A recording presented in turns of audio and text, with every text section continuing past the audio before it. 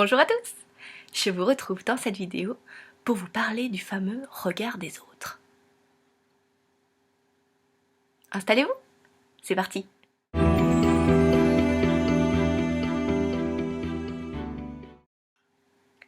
La peur du jugement de l'autre, du regard de l'autre, est un frein à l'épanouissement personnel. Il vous empêche de faire les choix qui vous correspondent, d'assumer qui vous êtes et de vivre heureux. Vos complexes physiques, votre choix d'éducation, votre choix vestimentaire, tout peut être sujet à être critiqué par l'extérieur. Et l'importance que vous accordez à ces critiques va avoir des conséquences plus ou moins lourdes sur votre quotidien. Alors, je vais vous donner des pistes pour ne plus être influencé par le regard, le jugement des autres. Allons-y. La première chose à comprendre, c'est que la personne qui juge projette en fait sa propre difficulté sur vous-même. C'est ce qu'on appelle l'effet miroir. La personne qui vous juge va projeter ses propres peurs, ses propres échecs sur vous-même, mais la plupart du temps de façon inconsciente. La deuxième chose à comprendre, c'est que nous vivons dans une société qui nous pousse à nous comparer les uns avec les autres, autant sur le plan physique, intellectuel ou familial. Pas facile alors de s'épanouir dans ces conditions. La troisième chose qu'il faut savoir, c'est que le regard qu'on porte à soi-même est finalement le pire des juges. On ne peut pas changer ce que pense l'autre, mais en ayant un regard différent sur soi-même, un regard bienveillant, c'est comme ça que petit à petit, le jugement extérieur ne nous atteindra plus. Alors, en pratique, comment ça se passe? Eh bien, voici quelques clés pour être plus heureux et vous attarder un peu moins sur le jugement des autres. Pour commencer, un petit exercice. Regardez-vous dans un miroir et imaginez simplement qu'en face de vous, vous avez le petit enfant que vous étiez autrefois. Parlez-lui avec toute la bienveillance, la douceur qu'on pourrait utiliser pour parler à un enfant. Rassurez-le. Vous seul pouvez trouver les mots qui rassurent, parce que vous seul êtes la personne la mieux placée pour vous parler à vous-même. Et c'est ça le plus important. Imaginons un complexe physique vu sur deux axes différents. Tout d'abord, le vôtre.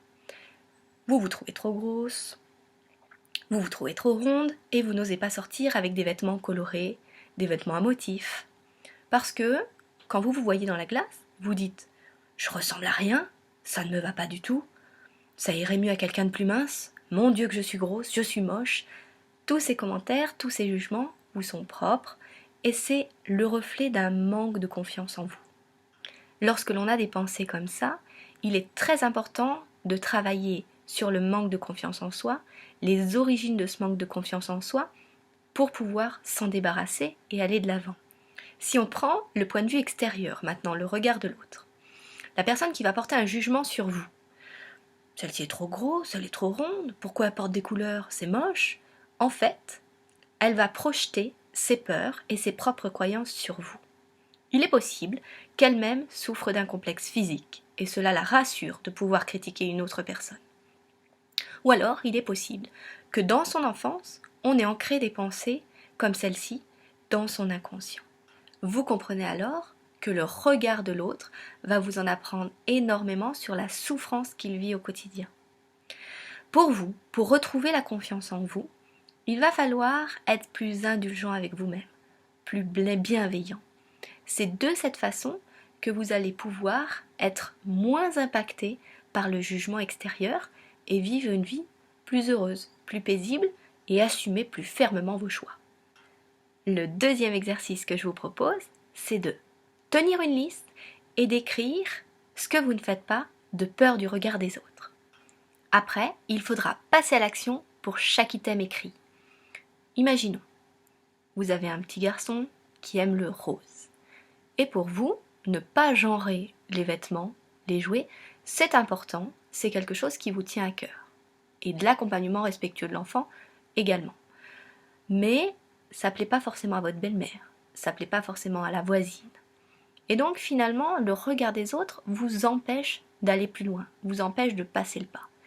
Et bien petit à petit, dans votre vie au quotidien, vous allez pouvoir changer cela. Alors il n'est pas question d'habiller votre fils en princesse dès demain, mais simplement de commencer par lui acheter peut-être une paire de chaussettes roses, d'y aller petit à petit pour retrouver une sérénité entre qui vous êtes et votre action.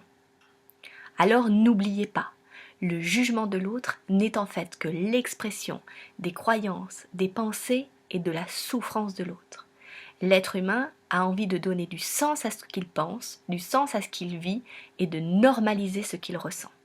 C'est en changeant de regard sur soi que l'on peut se libérer du regard des autres. Voilà, c'est fini. Alors je vous dis à bientôt. N'hésitez pas à aller sur le site internet et me laisser un commentaire. Merci, au revoir.